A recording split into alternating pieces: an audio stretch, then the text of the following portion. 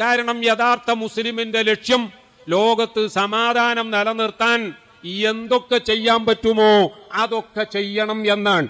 അല്ലാതെ ലോകത്ത് യുദ്ധം നിരന്തരം നടന്നുകൊണ്ടിരിക്കണം, എങ്കിലേ തങ്ങളുടെ വില കൂടിയ ആയുധങ്ങൾ വിൽക്കാനുള്ള മാർക്കറ്റുകൾ ലോകത്ത് ഉണ്ടാവുകയുള്ളൂ എന്ന് ചിന്തിക്കുകയല്ല ഒരു സമാധാനകാംക്ഷിയായ ആള് ചെയ്യേണ്ടത്. നിങ്ങൾ ആലോചിച്ചു നോക്കൂ, നമുക്ക് ഓരോരുത്തർക്കും ആലോചിച്ചാൽ മനസ്സിലാവൂലേ, ഉക്രൈൻ എന്ന് പറയുന്ന നാടിനെതിരെ റഷ്യ ആക്രമണം നടത്തി. നമ്മൾ പത്രങ്ങളിലും TV ചാനലുകളിലുമൊക്കെ വരുന്ന വാർത്തകൾ നിരീക്ഷിക്കുകയാണെങ്കിൽ അമേരിക്കയും യൂറോപ്പും ഒക്കെ റഷ്യയുടെ അക്രമത്തിന് എതിരാണ് എന്ന് നമ്മളൊക്കെ മനസ്സിലാക്കുന്നു. എന്നാൽ എന്തുകൊണ്ട് ആ യുദ്ധം നിർത്താൻ വേണ്ടി തങ്ങൾ ഒറ്റക്കെട്ടായിട്ട് റഷ്യക്കെതിരെ നിൽക്കും എന്ന് തീരുമാനിക്കാൻ അവർ തയ്യാറാകാത്തത് എന്തുകൊണ്ടാണ്? സാധിക്കാത്തത് കൊണ്ടാണ് എന്ന് നിങ്ങൾ ആരെങ്കിലും കരുതുന്നുണ്ടോ? ഐക്യരാഷ്ട്രസഭയിൽ പോലും ഇന്ന് മുസ്ലിം രാജ്യങ്ങൾക്കെതിരായിട്ട് അല്ലെങ്കിൽ ഒറ്റക്കെട്ട ഒരു തീരുമാനം അസാധ്യമായ അവസ്ഥയാണുള്ളത്. ഐക്യരാഷ്ട്രസഭയിൽ മുസ്ലിം രാജ്യങ്ങൾക്കെതിരാണ് എങ്കിൽ ചില തീരുമാനങ്ങളൊക്കെ ഒറ്റക്കെട്ടായി തന്നെ വരും.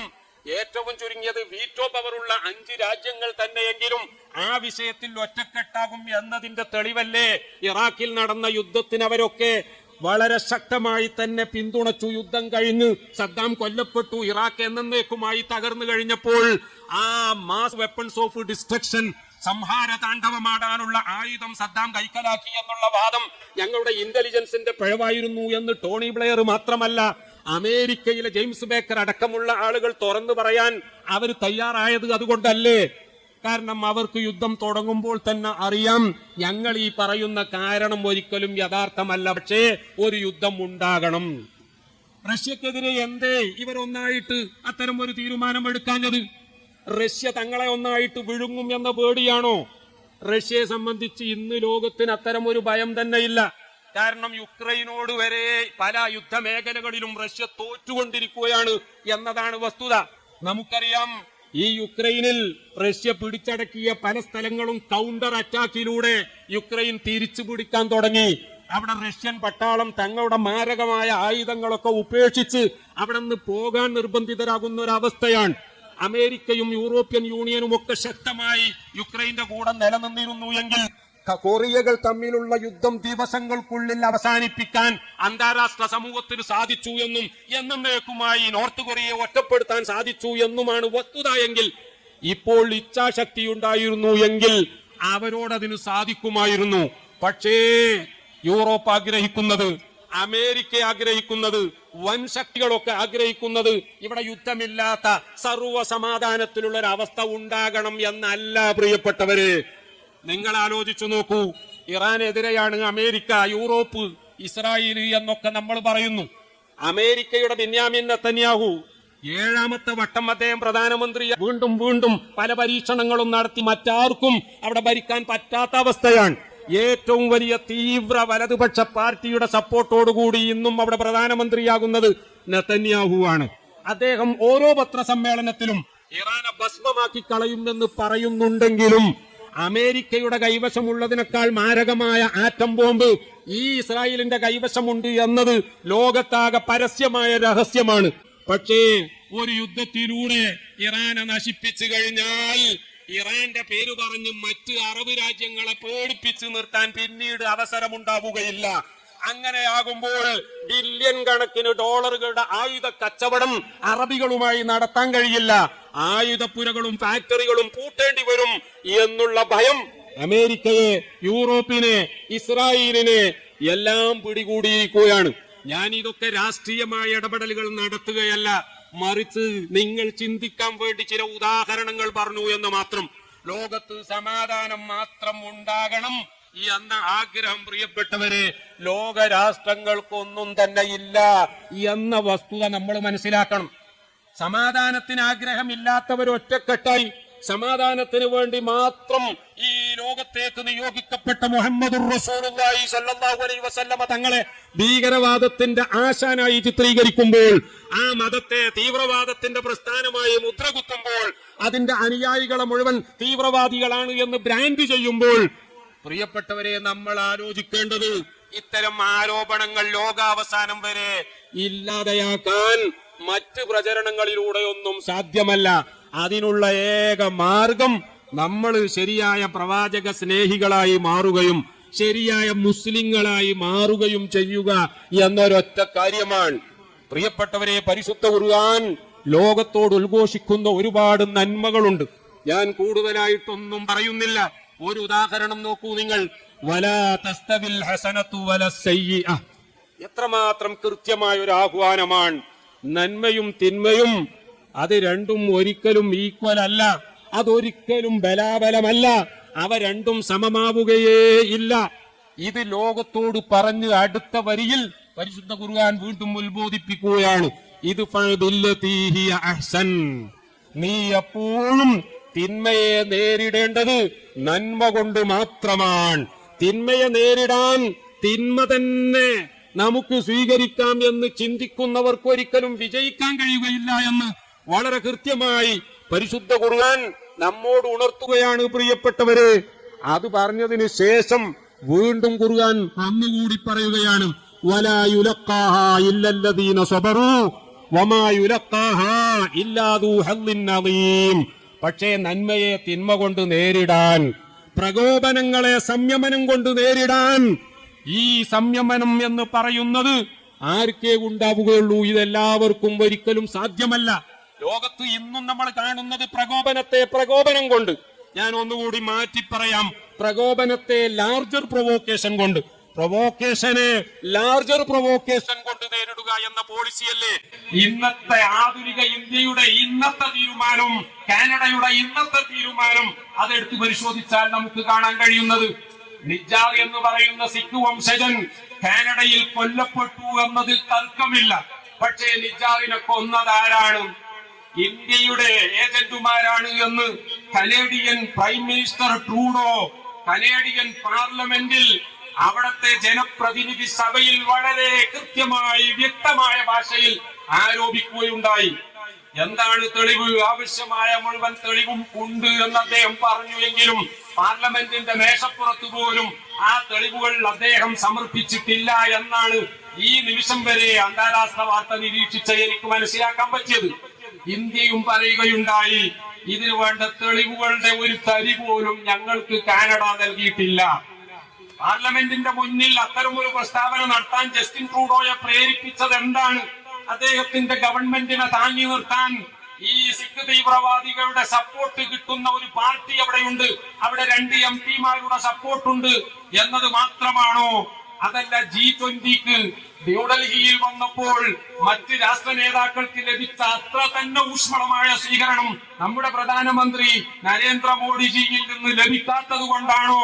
അദ്ദേഹം വന്ന വിമാനം കേടുവന്ന് മറ്റുള്ളവരൊക്കെ സമ്മേളനം കഴിഞ്ഞ് നേരെ വിമാനത്താവളത്തിലേക്ക് പോയി എങ്കിൽ 2 ദിവസം ഇന്ത്യയിൽ പിന്നെയും തങ്ങേണ്ടി വന്നതിലുള്ള ടെൻഷൻ കാരണമാണോ? ഇതൊക്കെ ഈ ഗവേഷകന്മാർ പിന്നീട് വിലയിരുത്തി പറയേണ്ടതാണ്. പക്ഷെ ഞാൻ സൂചിപ്പിക്കുന്നത് അതൊന്നുമല്ല. നിജാറിന്റെ കൊലപാതകത്തിന്റെ പിന്നിൽ ഇന്ത്യൻ ഗവൺമെന്റ് ആണ് എന്ന് ആരോപിച്ചുകൊണ്ട് വളരെ കടുത്ത നടപടിയിലേക്ക് കനേഡിയൻ ഗവൺമെന്റ് തിരിയുകയാണ്. എന്ന് പറഞ്ഞാൽ നമ്മുടെ ഡിപ്ലോമാറ്റിക് മിഷനിലെ ഒരംഗത്തെ ഇതിന്റെ പിന്നിൽ പ്രവർത്തിച്ചു എന്ന് പറഞ്ഞുകൊണ്ട് പുറത്താക്കുകയാണ്. നമ്മുടെ പ്രധാനമന്ത്രിയെ പറ്റി എന്തൊക്കെ അഭിപ്രായ വ്യത്യാസമുണ്ടെങ്കിലും നമുക്ക് ചില കാര്യങ്ങൾ സമ്മതിക്കാതിരിക്കാൻ നിർവാഹമില്ല. G20 വലിയ വിജയമായിരുന്നു എന്നതിൽ തർക്കമില്ല. കാരണം ഞാൻ ഇപ്പോഴും ആലോചിക്കുകയാണ്, റഷ്യയുടെയും ചൈനയുടെയും പ്രസിഡന്റുമാർ നമ്മുടെ G20 ഇന്ത്യയിൽ വന്നില്ല എന്നത് ശരിയായിരിക്കാം. പക്ഷേ ആഫ്രിക്കൻ യൂണിയനെ G20 ഒരു മെമ്പറായി തെരഞ്ഞെടുക്കാനുള്ള തീരുമാനത്തിന് യാതൊരു എതിർപ്പുമില്ലാതെ ഐക്യകണ്ഠേന പാസാക്കാൻ ഈ സമ്മേളനത്തിന് കഴിഞ്ഞു. യുക്രൈൻ വിഷയത്തിൽ യുക്രൈനും യൂറോപ്യൻ യൂണിയനും അമേരിക്കക്കും മാത്രം തങ്ങൾ അനുകൂലമാണ് എന്ന ഒരു രീതി അവിടെ പരത്താതെ, റഷ്യക്ക് എതിരാണ് എന്ന് തോന്നിക്കാതെ ഇന്ത്യ രാജ്യത്തിന്റെ താല്പര്യം റഷ്യയുടെയും അമേരിക്കയുടെയും യൂറോപ്പിന്റെയും ഒക്കെ കൂടെ നിൽക്കലാണ് എന്ന് മനസ്സിലാക്കിയ പ്രധാനമന്ത്രി അവരെ ആരെയും വെപ്പിച്ചില്ല എന്നതൊരു വസ്തുതയാണ്. ഞാനിപ്പോൾ ഓർക്കുന്നത് ലിബിയയിലുണ്ടായ ആ വലിയ പ്രളയത്തെ പറ്റിയാണ്. 20,000 ആളുകളാണ് കഴിഞ്ഞ ആഴ്ച ആഞ്ഞു വീശിയ കാറ്റിലും തൽഫലമായി തകർന്ന 2 ഡാമുകളിൽ നിന്നൊലിച്ച വെള്ളപ്പാച്ചിലും അവിടെ കൊല്ലപ്പെട്ടത് എന്നാണ്. ഇന്നും കടലുകളിൽ നിന്ന് തകർന്ന കെട്ടിടങ്ങളിൽ നിന്ന് മൃതശരീരങ്ങൾ എടുത്തു മാറ്റി തീർന്നിട്ടില്ല എന്നതാണ് ലിബിയയിൽ നിന്ന് വരുന്ന വാർത്ത. ആ ലിബിയയിലെ കേന്ദ്രമായ തലസ്ഥാനമായ ട്രിപ്പോളിയിൽ ഭരണം നടത്തുന്നത് ദബീബ എന്ന അന്താരാഷ്ട്ര സമൂഹത്തിന്റെ സപ്പോർട്ടുള്ള ഭരണകൂടമാണ് എങ്കിൽ കിഴക്കൻ ലിബിയയായ ബെൻഗാസി കേന്ദ്രമായി ഭരണം നടത്തുന്നത് അറബ് രാജ്യങ്ങളിൽ ചിലരുടെ സപ്പോർട്ടുള്ള ഖലീഫ ഹഫ്തറുമാണ് എന്നത് രാഷ്ട്രീയ കാഴ്ചപ്പാടാണ്. നിങ്ങൾക്ക് അതിലൊക്കെ എത്ര താല്പര്യമുണ്ടാകും എന്ന് എനിക്കറിയില്ല.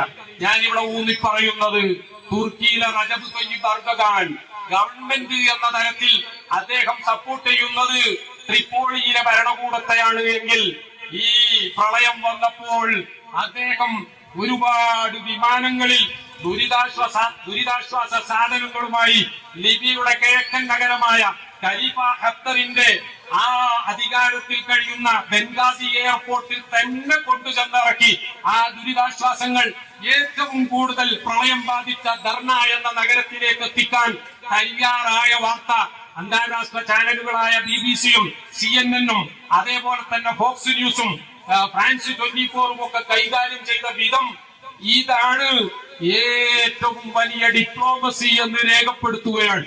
എന്ന് പറഞ്ഞാൽ കേന്ദ്രത്തിലെ ഗവൺമെന്റിന്റെ സപ്പോർട്ടറായി നിലനിൽക്കുമ്പോൾ തന്നെ കിഴക്ക് ബെൻഗാസിയിലെ ഗവൺമെന്റിനെ ഒരിക്കലും വെറുപ്പിക്കാതെ അവിടെയും ഇടപെട്ടു സഹായം ചെയ്തു.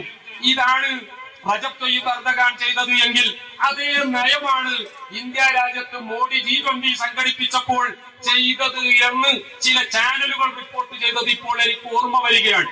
ഞാൻ പറഞ്ഞത് അത്തരം ചില ഡിപ്ലോമസികൾ നമ്മുടെ രാജ്യത്തിന്റെ താല്പര്യം എന്താണ് എന്ന് നോക്കി ചെയ്യേണ്ടി വരും. അതിലാർക്കും തർക്കമില്ല. പക്ഷേ അത്രയും വളരെയധികം ചിന്തിച്ചുകൊണ്ട് ചെയ്യുന്ന പ്രധാനമന്ത്രിയാണ് എന്ന് മറ്റ് പലരാരും അഭിപ്രായപ്പെട്ട മോഡിജി പ്രധാനമന്ത്രിയായപ്പോൾ കണ്ടോ നമ്മുടെ രാജ്യത്തിന്റെ ആഭ്യന്തര പ്രശ്നങ്ങളിൽ ഇടപെടുകയാണ് അവിടെ കാനഡ ചെയ്തത് എന്ന് വ്യാഖ്യാനിച്ചുകൊണ്ട് ടിറ്റ് ഫോർ ടാറ്റ്, അടിക്ക് അടി എന്നുള്ള ഒരു രീതി ഇന്ത്യ ഗവൺമെന്റ് സ്വീകരിച്ചു.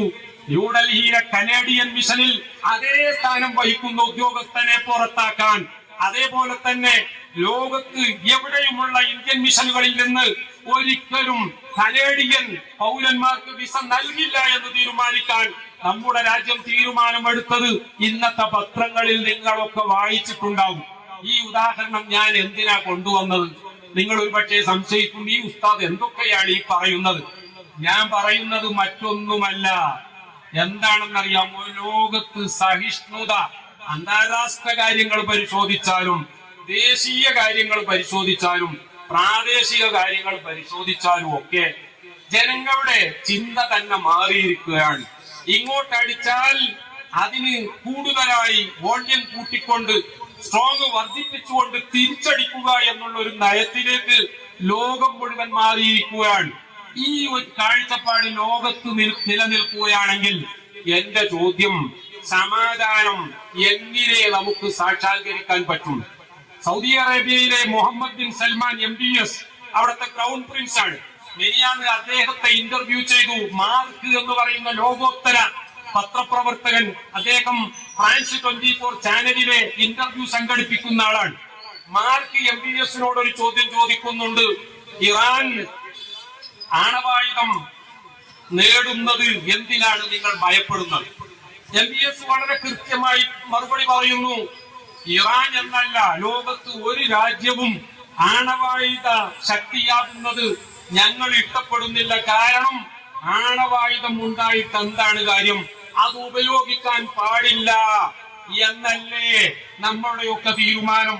ഉപയോഗിക്കാൻ പറ്റാത്ത ഒരു ആയുധം വാങ്ങിക്കൂട്ടാൻ വേണ്ടി അല്ലെങ്കിൽ അത് ഉണ്ടാക്കാൻ വേണ്ടി ജനങ്ങളുടെ ദാരിദ്ര്യം തുടച്ചു മാറ്റുന്നതിലേക്ക് നീക്കേണ്ട കോടികൾ ചെലവാക്കുന്നത് മൗഢ്യം എന്നല്ലാതെ മറ്റെന്താണ് ഞാൻ പറയേണ്ടത് എന്ന MBS-ന്റെ മറുപടി കേട്ടിട്ട് മാർക്ക് അത്ഭുതപ്പെടുകയാണ്.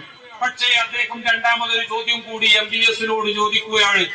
അഥവാ ഈ ഉപരോധങ്ങളും എതിർപ്പുകളും ഒക്കെ ഉള്ളപ്പോഴും ഇറാൻ ആണവായുധം കൈക്കലാക്കി എന്ന വസ്തുത യാഥാർത്ഥ്യമായി കഴിഞ്ഞാൽ നിങ്ങൾ എന്തു ചെയ്യും? ഞാൻ നേരത്തെ ഇന്ത്യയുടെയും കാനഡയുടെയും ഉദാഹരണം പറഞ്ഞതിൽ തുല്യമായ മറ്റൊരു ഉദാഹരണമാണ് അന്താരാഷ്ട്ര തലത്തിൽ നിന്ന് കൊണ്ടുവരുന്നത്. ആ മറുപടിയിൽ MBS പറയുന്നത് നോക്കൂ. എല്ലാ ഉപരോധങ്ങളും എതിർപ്പുകളും ഒക്കെ ഉണ്ടായിട്ടും ഇറാൻ ആണവായുധം കൈക്കലാക്കി എന്ന വസ്തുതയായി സ്ഥിരീകരിക്കപ്പെടുന്ന പക്ഷം ഒരു നിലക്കല്ലെങ്കിൽ മറ്റൊരു നിലക്ക് ഞങ്ങളും ആണവായുധം കൈക്കലാക്കാൻ വേണ്ടത് ചെയ്യും. പ്രിയപ്പെട്ടവരെ നോക്കൂ, നിങ്ങൾ ലോകം മുഴുവൻ ചിന്തിക്കുന്നത് സമാധാനമല്ല, ഇങ്ങോട്ടടിച്ചാൽ ഡബിൾ സ്ട്രോങ്ങിന് തിരിച്ചടിക്കാൻ എന്തൊരു വഴിയുണ്ട്. അതുകൊണ്ടല്ലേ ഈ അടുത്ത് ആഫ്രിക്കയിലെ നൈജർ എന്ന് പറയുന്ന നാട്ടിൽ പ്രിയപ്പെട്ടവരെ പട്ടാള അട്ടിമറി നടന്നു. അവിടെ ഇക്കോവാസ് എന്ന് പറയുന്ന പശ്ചിമേഷ്യൻ രാജ്യങ്ങളുടെ കൂട്ടായ്മ അവര് ഇടപെടാൻ തീരുമാനിച്ചു. ഞങ്ങൾ സൈന്യത്തെ നിയോഗിക്കും എന്ന് പറഞ്ഞു. നൈജറിന് സപ്പോർട്ടായി ബുർക്കിന ഫാസോ രംഗത്ത് വന്നു. പിറ്റേന്ന് മാലി എന്ന് പറയുന്ന രാജ്യം മുന്നോട്ട് വന്നു. ആ രണ്ട് രാജ്യങ്ങളിലും നേരത്തെ ഫ്രാൻസിന്റെ സൈനിക സാന്നിധ്യത്തെ എതിർത്തുകൊണ്ട് പട്ടാള അട്ടിമറി നടന്ന രാജ്യങ്ങളാണ്. ആ രണ്ട് രാജ്യങ്ങളും മുന്നോട്ട് വന്നുകൊണ്ട് പറഞ്ഞു, നൈജറിനെ തൊട്ടാൽ അക്കളി തീക്കളിയായിരിക്കും, സൂക്ഷിച്ചോ, ഞങ്ങളുടെ പട്ടാളത്തെ ഞങ്ങൾ നൈജറിൽ വിന്യസിക്കാൻ പോവുകയാണ്. നോക്കണം, ഐക്യരാഷ്ട്ര സഭക്ക് ഒന്നും ചെയ്യാൻ പറ്റിയില്ല, യൂറോപ്യൻ യൂണിയന് അനങ്ങാൻ പറ്റിയില്ല. മാത്രമല്ല അവിടെയൊക്കെ സൈനിക സാന്നിധ്യമുള്ള ഫ്രാൻസ് ബുർക്കിന ഫാസോയിൽ നിന്നും മാലിയിൽ നിന്നും സൈന്യങ്ങളെ പിൻവലിക്കാൻ നിർബന്ധിതരായപ്പോൾ ഞങ്ങൾ നൈജറിൽ നിന്ന് പിൻവലിക്കൂല എന്ന് പറഞ്ഞപ്പോൾ അവരുടെ 1500 പട്ടാളക്കാരെ അവിടെ തന്നെ നിലനിർത്തുകയാണെങ്കിൽ അവരുടെ അംബാസിഡറെ വീട്ടുതടങ്കലിലാക്കി നൈജർ വെല്ലുവിളിച്ചിരിക്കുകയാണ്. ഫ്രാൻസിനൊന്നും ചെയ്യാൻ പറ്റിയില്ല, ആഫ്രിക്കൻ യൂണിയൻ ഒന്നും ചെയ്യാൻ പറ്റിയില്ല. പറഞ്ഞത് ലോകം അസഹിഷ്ണുതയുടെ നേരെ വളരെ ശക്തമായി മുന്നേറുകയാണ്. ഇവിടെയാണ് ബഹുമാനപ്പെട്ട മുഹമ്മദ് റസൂലുള്ളാഹി 1400 വർഷങ്ങൾക്ക് മുമ്പ് പ്രിയപ്പെട്ടവരെ ലോകത്തോട് പറഞ്ഞതാണ്. ഞാൻ നേരത്തെ നിങ്ങളെ കേൾപ്പിച്ചത്, വലാ തസ്തവിൽ ഹസനത്തു വലസയ്യിഅ, ഒരിക്കലും നന്മയും തിന്മയും ഒരിക്കലും നെവർ ഈക്വൽ, അവ ഒരിക്കലും സമമല്ല. ഇത് നീ എപ്പോഴും തിന്മയെ നേരിടേണ്ടത് നന്മ കൊണ്ടാണ്. തിന്മയെ നേരിടാൻ നന്മയാണ് നീ ഉപയോഗപ്പെടുത്തുന്നതെങ്കിൽ അതിന്റെ അനന്തര ഫലം എന്തായിരിക്കുമെന്നറിയാമോ?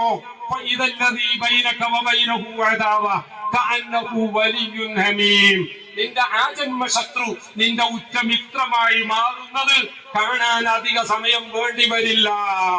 പ്രിയപ്പെട്ടവരെ, റസൂലുള്ളാഹി സ്വല്ലല്ലാഹു അലൈഹി വസല്ലമ തങ്ങളെ കൊല്ലാൻ വേണ്ടി വിഷത്തിലൂട്ടിയ വാളുമായി പോകുന്ന ഒരു ചെറുപ്പക്കാരനെ നോക്കൂ. ആ ചെറുപ്പക്കാരന്റെ പേര് ഉമർ എന്നാണ്. അദ്ദേഹത്തിന്റെ കയ്യിലുള്ളത് മൂർച്ചയേറിയ കടുകമാണ്, വാളാണ്. പോകുന്നത് എങ്ങോട്ടാണെന്നറിയാമോ? ചെറുപ്പക്കാരെ തെറ്റിപ്പിക്കുന്ന വഴിതെറ്റിക്കുന്ന ഒരു പ്രവാചകവാദി വന്നിട്ടുണ്ട്, അവന്റെ പേര് മുഹമ്മദാണ്. അവന്റെ തലയെടുക്കാൻ വേണ്ടിയാണ് ഞാൻ പോകുന്നത് എന്ന് പറഞ്ഞുകൊണ്ട് ഊരിപ്പിടിച്ച വാളുമായി പോകുന്ന ചെറുപ്പക്കാരൻ പോകുന്ന വഴിയെ തന്റെ സിസ്റ്റർ, തന്റെ പെങ്ങളുടെ വീട്ടിന്റെ അടുത്തെത്തിയപ്പോൾ അവിടെ വെച്ചൊരു ചെറുപ്പക്കാരനെ കാണാൻ ഇടയാവുകയാണ്. ആ ചെറുപ്പക്കാരൻ കയ്യിൽ ഊരിപ്പിടിച്ച വാളുമായി പോകുന്ന ഉമറിനെ അഭിസംബോധന ചെയ്തു. ചോദിക്കുന്നു, where are you going sir? എവിടെ പോവുകയാണ്? ഉമർ പറഞ്ഞു, ഞാൻ മുഹമ്മദിന്റെ അടുത്ത് പോവുകയാണ്. എന്തിന്? തലയെടുക്കാൻ പോവുകയാണ്. എന്താ പ്രശ്നം? ഉമർ വളരെ ഓപ്പണായി പറഞ്ഞു.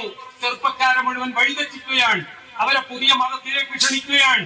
ഇത് ഈ നാട്ടിൽ ഒരിക്കലും ഞാൻ അനുവദിക്കുകയില്ല. ഇപ്പൊ പോയി തല മുറിച്ച് ഞാൻ കൊണ്ടുവരും. ഓഹോ, എന്നാൽ ഡോണ്ട് ബി ഹറി, ധൃതി കൂട്ടണ്ട. നീ ആദ്യം ഒരു കാര്യം ചെയ്യും, നിന്റെ സ്വന്തം പെങ്ങളുടെ വീട്ടിൽ പോ. ആ വീട്ടിൽ പോയിട്ട് നീ ഒന്ന് നിന്റെ പെങ്ങളെയും അളിയനെയും നന്നാക്ക്. കാരണം അവര് രണ്ടുപേരും നീ ഇപ്പോൾ ഈ പറഞ്ഞ ചെറുപ്പക്കാരെ വഴിതെറ്റിക്കുന്നു എന്ന് പറഞ്ഞ മുഹമ്മദില്ലേ, ആ മുഹമ്മദിന്റെ അനുയായികളായി മാറിയിട്ടുണ്ട്. നീ നേരെ അവിടെ ചെല്ല്, എന്നിട്ട് പോകാം മുഹമ്മദിന്റെ തലയെടുക്കാൻ. ഇത് കേട്ട ഉമർ അല്പം പോലും ശങ്കിച്ചു നൽകാതെ സ്വന്തം പെങ്ങളുടെ വീട്ടിലേക്ക് പോവുകയാണ്. വാതില് പുറത്ത് അദ്ദേഹം എത്തിയപ്പോൾ അകത്ത് നിന്നൊരു പ്രത്യേക ശബ്ദം കേൾക്കുന്നു. ആ ശബ്ദം കേട്ടപ്പോൾ ഉമറിന് മനസ്സിലായി, തന്റെ പെങ്ങളും അളിയനും പുതിയ പാർട്ടിയിൽ ചേർന്നിരിക്കുകയാണ്. അതിന്റെ ചില പാഠങ്ങൾ അഭ്യസിക്കുകയാണ് അവർ. കതകിൽ മുട്ടി, തുറക്കുന്നില്ല. വീണ്ടും മുട്ടി, അപ്പോൾ പറയുന്നത് വെയിറ്റ് ചെയ്യൂ, അല്പം കാത്തിരിക്കൂ എന്നാണ്. കാരണം പെങ്ങൾക്ക് അളിയനെ കട്ടിലിനടിയിൽ ഒളിപ്പിക്കേണ്ടതുണ്ട്. ആ പെങ്ങൾക്ക് അളിയനെ കട്ടിലിനടിയിൽ ഒളിപ്പിക്കാൻ സാവകാശം ആവശ്യമുണ്ട്. അതുകൊണ്ടാ കഥക് തുറക്കാത്തത്. അളിയനെ കട്ടിലിനടിയിൽ ഒളിപ്പിച്ചതിനു ശേഷം പെങ്ങൾ വാതിൽ തുറക്കുകയാണ്. വാതിൽ തുറന്നപ്പോൾ ഉമർ ചോദിക്കുന്നു, ഞാനിപ്പോ ഈ വീട്ടിനുള്ളിൽ നിന്നൊരു പ്രത്യേക ശബ്ദം കേട്ടല്ലോ, എന്താണത്? അത് നിന്നെ കേൾപ്പിക്കാൻ പറ്റില്ല എന്ന് ധൈര്യപൂർവ്വം ആ സ്ത്രീ മനസ്സ് തുറന്നു പറയുകയാണ്. തന്റെ സഹോദരനെ പറ്റി, സഹോദരന്റെ ശൗര്യത്തെ പറ്റിയും ക്രൗര്യത്തെ പറ്റിയും നന്നായി ബോധ്യമുള്ള ആ പെങ്ങൾ പക്ഷേ അല്പം പോലും പതറിയില്ല. അവര് പറഞ്ഞു, നിന്നെ കേൾപ്പിക്കാൻ പറ്റില്ല. ഉമർ റളിയല്ലാഹു അൻഹു പറഞ്ഞു, എനിക്ക് കേൾക്കണം, നിങ്ങൾ വായിച്ചുകൊണ്ടിരുന്ന പുസ്തകം എനിക്ക് വായിക്കണം. ഉടനെ പെങ്ങൾ പറഞ്ഞു, പക്ഷേ ഇത് വൃത്തിയില്ലാത്തവർക്ക് നൽകാൻ സാധ്യമല്ല, നീ പോയി കുളിച്ച് വൃത്തിയായി വായെങ്കിൽ തരാം. പെട്ടെന്ന് കണ്ടോ എന്താണ് അവിടെ സംഭവിക്കുന്നത്? ഉമർ പോവുകയാണ്, കുളിച്ച് വൃത്തിയായി വരികയാണ്. ആ സമയത്താണ് വായിച്ചു കൊണ്ടിരുന്ന പുസ്തകം ഉമറിന്റെ കയ്യിലേക്ക് കൊടുക്കുന്നത്. ഉമർ അതിന്റെ പേര് തുറന്നു നോക്കി വായിക്കുകയാണ്.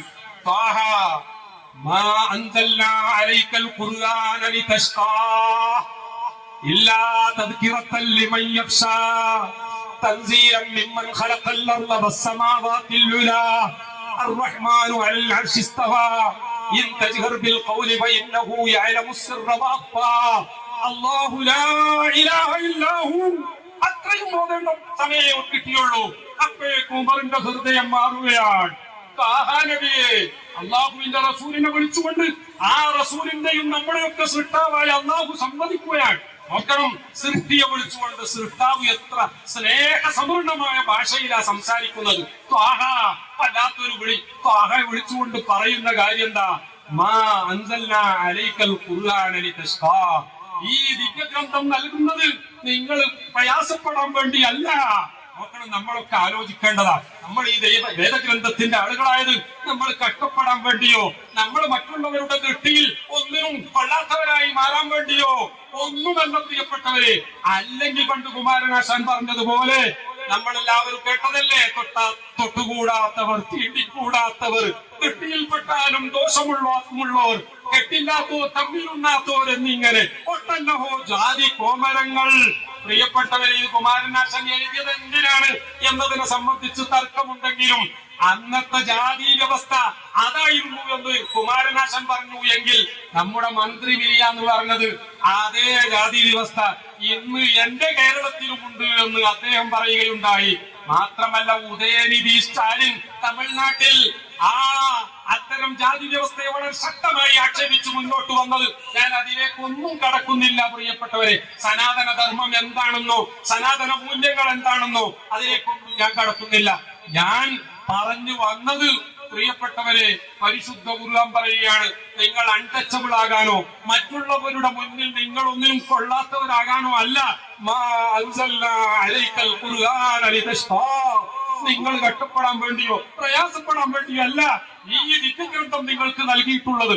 ഇതനുസരിച്ച് നിങ്ങൾ ജീവിച്ചാൽ പ്രപഞ്ചത്തിന്റെ മുഴുവൻ സൃഷ്ടാവിന്റെ ഇംഗിതത്തിന് വഴങ്ങിയവരായി നിങ്ങൾ മാറും. അങ്ങനെ സൃഷ്ടാവിനനുസരിക്കുന്ന സൃഷ്ടികളായി നിങ്ങൾ മാറിയാൽ സൃഷ്ടാവ് തയ്യാറാക്കിയ സ്വർഗത്തിലേക്ക് നിങ്ങൾക്ക് കടന്നു ചെല്ലാം എന്നതാണ് പരിശുദ്ധ ഖുർആൻ പ്രഖ്യാപിച്ചത്. എങ്കിൽ അത് വായിച്ച ഉമർ ഇബ്നുൽ ഖത്താബ് റളിയല്ലാഹു അൻഹു പ്രിയപ്പെട്ടവരെ ആ വാളുമായി റസൂലുള്ളാഹി സ്വല്ലല്ലാഹു അലൈഹി വസല്ലമ തങ്ങളുടെ ഹദ്റത്തിലേക്ക് പോവുകയാണ്.